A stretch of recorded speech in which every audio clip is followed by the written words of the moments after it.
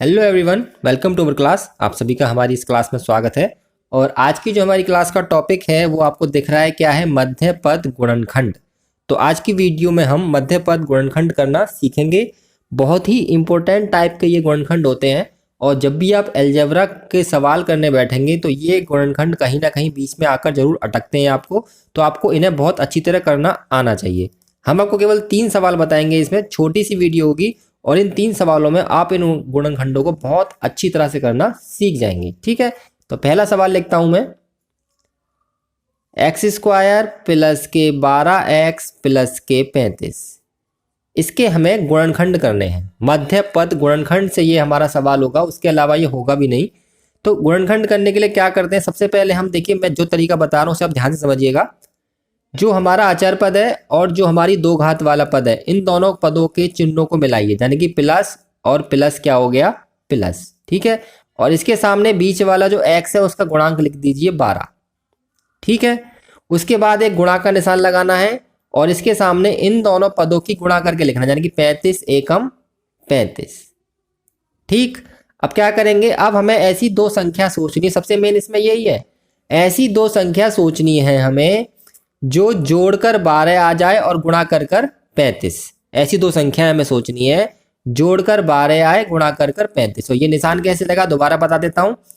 अचर पद वाला पद और शुरू वाला पद के चिन्हों को मिलाइए, वो यहाँ लगा दीजिए। इसके सामने बीच वाली संख्या लिखनी है और गुणा हमेशा यहाँ लगाना है। इसके सामने इन दोनों पदों की गुणा करके लिखनी है। यहाँ पर 35 और यहाँ पर कोशिश क्या बना जाएगा, 1। 35 एकम 35। तो देखिए यहाँ बता देता हूँ मैं आपको, 7 + 5 और 7 × 5, ये वो दो संख्याएं हमारी होंगी। किसके गुणनखंड की हमने, ये 12 के। तो इस 12 की जगह हम इसे लिख देंगे, तो क्या बन जाएगा, x² + 7 + 5x और प्लस के 35। तो ये हो गया हमारा x² प्लस के 7x, गुणा कर देंगे इसकी इसमें और इस प्लस की भी। तो चिन्ह तो सारे प्लस के ही रहने हैं, x की गुणा करेंगे। अब आपको कॉमन लेना आना चाहिए, वो आपको आता होगा। तो शुरू वाली दो संख्याओं में से कॉमन अलग लेंगे, बाद वाली दो में से कॉमन लेंगे अलग।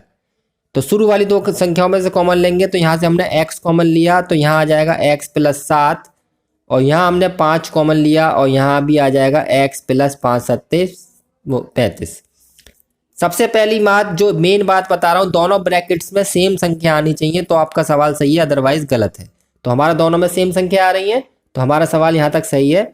अब इन दोनों में से हम देखेंगे x + 7 दोबारा कॉमन आ रहा है, इसे कॉमन ले लेंगे। तो x + 7 कॉमन लिया, तो यहाँ बचेगा x और यहाँ बचेगा प्लस के 5।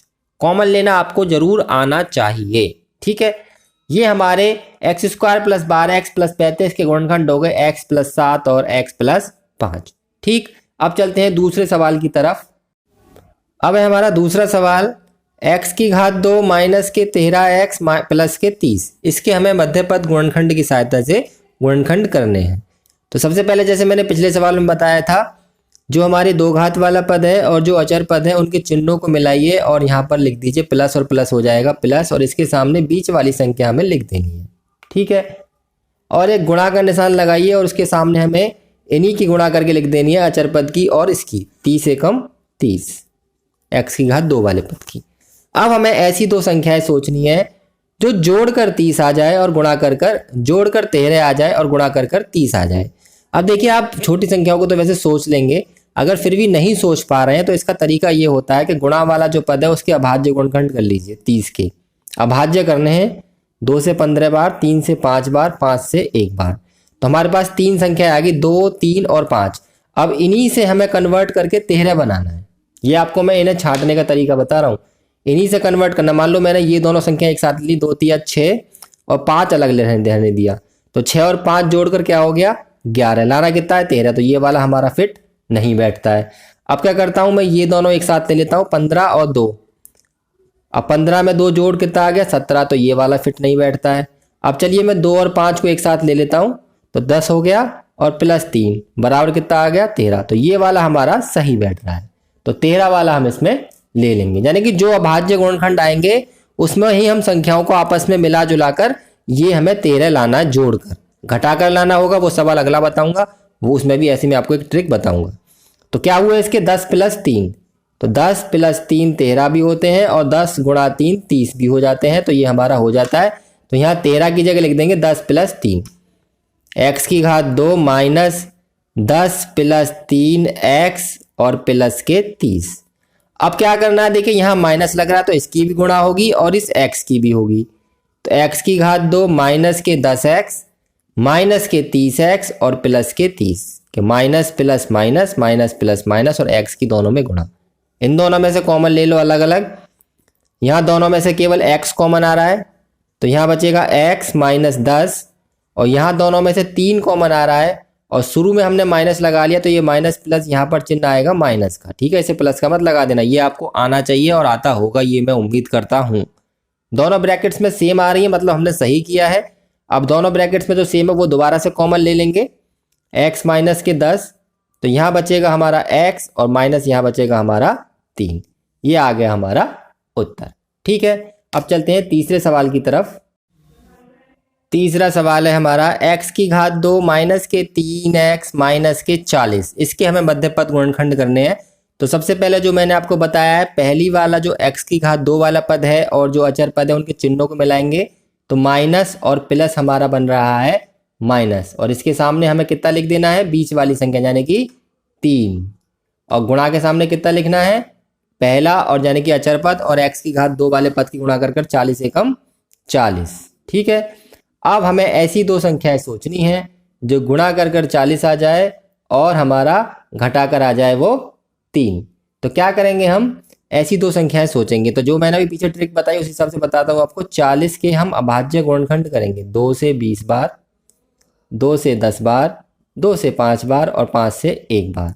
अब इन्हीं में से संख्याओं के हम जोड़े या तिगड़े बनाएंगे और 3 लाएंगे। मान लो मैंने ये दोनों एक साथ ले लिए और ये दोनों एक साथ ले लिए। ठीक है, तो 2 दूनी 4, 5 दूनी 10, इन्हें घटा कितना आ जाएगा हमारा 6 या -6 की बात है, लाना कितना है 3। तो ये वाला फिट नहीं बैठ रहा, इसे हम काट देंगे। अब मान लीजिए चलो ये मैंने ले लिया, ये गलत बैठे हैं, मैं ले लेता हूँ इस बार। चलो मैंने ये 3 एक साथ ले लिया और ये अकेला लेके देखा मैंने, तो 2 अलग और 5 दूनी 10 दूनी 20 अलग, घटाए कितना आएगा 18। जो गलत बैठ रहा है तो ये भी गलत बैठ रहा है। अब मैं चलो अलग तरीके से लेके देखता हूँ। चलो मैं ये तीनों एक साथ ले लेता हूँ और ये अलग, तो 2 दूनी 4 दूनी 8 और 5 एकम 5, घटाए कितना आ जाएगा 3 और 3 ही लाना है। तो ये वाला हमारा सही है और इसे ही हम यहाँ पर लिख देंगे 8 माइनस 5 और 8 गुणा 5। वैसे आप वैसे भी सोच सकते हैं, पर आप अगर ना सोच पाएँ तो बड़ी संख्याओं के लिए होता है ये, वैसे बड़ी संख्याओं के लिए करते हैं तो वो आप ऐसे कर सकते हैं। तो इसको जो हम 3 की जगह हम लिख देंगे 8 माइनस 5। अब हम क्या करेंगे, इस x की भी गुणा करेंगे और इस माइनस की भी। तो x की घात 2 माइनस 8x और माइनस माइनस हो जाएगा प्लस के 5x और माइनस के 40। फिर दोबारा कॉमन ले लो, इन दोनों में से x कॉमन आ रहा है तो x माइनस 8 और इन दोनों में 5 से भाग चला जाएगा। कॉमन का मतलब एक्चुअली में भाग करना ही होता है, जिससे दोनों पदों में भाग चला जाए, ऐसी संख्या बड़ी से बड़ी होगी। दोनों ब्रैकेट्स में सेम आ रहा है तो x माइनस 8 फिर कॉमन ले लिया हमने, तो यहाँ बचेगा x और यहाँ बचेगा प्लस के 5। ये आ गए हमारे इसके गुणनखंड। तो ये 3 सवाल तो हमारे वो थे जिनमें हमारे जो x की घात 2 वाला के पद का जो गुणांक है वो 1 है। एक सवाल आपको मैं वो बताता हूँ जिसमें x की घात 2 वाले पद का गुणांक 1 ना होकर कुछ और है और बाकी होगा सवाल इसी तरीके से, इसलिए केवल एक ही सवाल बता रहा हूँ मैं। तो अगला सवाल है हमारा 6x की घात 2 प्लस 7x प्लस 2। तो आप इस सवाल में क्या देखेंगे कि इसमें जो x की घात 2 वाला पद है इसका गुणांक कितना है 6 और अब तक जो 3 सवाल बताए थे उसमें गुणांक कितना था इसका 1। होगा सवाल वैसे ही। सबसे पहले मैंने क्या बताया, जो अचर पद है उसका चिन्ह और जो x की घात 2 वाला पद है उसका चिन्ह। यहाँ पर x की घात 2 की जगह y की 2, z की 2, k की 2, a की 2, b की 2 कुछ भी हो सकता है। मैंने केवल x को एक चर पद मानकर आपको सवाल बता रहा हूँ। तो प्लस और मिला के प्लस हो गया हमारा प्लस और इसके सामने मैंने क्या बताया, बीच वाली संख्या लिखनी है मतलब 7। ठीक है, और दूसरा क्या करना है, गुणा के सामने हमेशा क्या करना है, इन्हीं दोनों की गुणा करके लिखनी जिनकी हमने चिन्ह मिलाए हैं, 2 छिक्की 12। अब ऐसी दो संख्याएं सोचनी है जो गुणा कर 12 आ जाए और जोड़कर 7। या तो अब आप अभाज्य गुणनखंड कर लीजिए जो मैंने बताया, या एक तरीका और है, आप बस इस पे दिमाग लगाइए गुणा पर। आप बस ये देखिए गुणा ऐसी किसकी संख्या गुणा करके हमारा 12 आता है, यानी कि 12 आता है 2 और 6 की गुणा करके, 3 और 4 की गुणा करके, और 12 की 1 में गुणा करके भी आ जाता है। तो इसमें से हमारा ये वाला जो पद है ये सही बैठ रहा है। आप इस तरीके से भी कर सकते हैं, छोटी वाली संख्याओं को उनके गुणा कर करके देख लीजिए किसकी गुणा करके 12 आ जाता है, और जो हमारा जोड़ वाला सही बैठ जाए वो हम उसमें ले लेंगे। तो ये हमारा जोड़ के कितना बैठ रहा है 7, गुणा करके तो 12 बैठेगा क्योंकि हमने उसी को लिया है। तो हम क्या करेंगे इसको 3 + 4 और 3 × 4 हमारा ये जो 2 संख्याएं हैं वो आई हैं, और इस 7 की जगह हम इसे लिख देंगे। तो 6x² + 3 + 4x और प्लस के 2, इस 7 की जगह से तोड़ दो, बाकी ये x तो ऐसे ही रहेगा। इसकी गुणा कर दो इसमें, तो 6x² + के 3x + के 4x + के 2। अब क्या करेंगे हम कॉमन लेंगे। इन दोनों में देखिए 3 से भाग जा रहा है और x तो कॉमन आ ही रहा है, तो 3x आ गया कॉमन। तो यहाँ बचेगा 3 दूनी 6 2x, और यहाँ बचेगा पूरा का पूरा कॉमन आ जाता है तो वहाँ बचता है 1। इन दोनों में से केवल 2 से भाग जा रहा है तो यहाँ बचेगा 2x + 1। दोनों ब्रैकेट्स में सेम आ गया है 2x + 1, तो 3x + 2 हमारा कॉमन आने के बाद यहाँ बच जाएगा। ठीक है, कॉमन लेना आपको आता ही होगा। तो ये 4 सवाल बताए हमने आपको मध्य पद गुणनखंड के, उम्मीद है आपको समझ में आए होंगे। अगर आपको वीडियो अच्छी लगी है तो वीडियो को लाइक कर दीजिए, शेयर कर दीजिए और हमारे इस चैनल को सब्सक्राइब जरूर कर लीजिए। आज की वीडियो ही खत्म होती है। वीडियो देखने के लिए आपका बहुत बहुत धन्यवाद।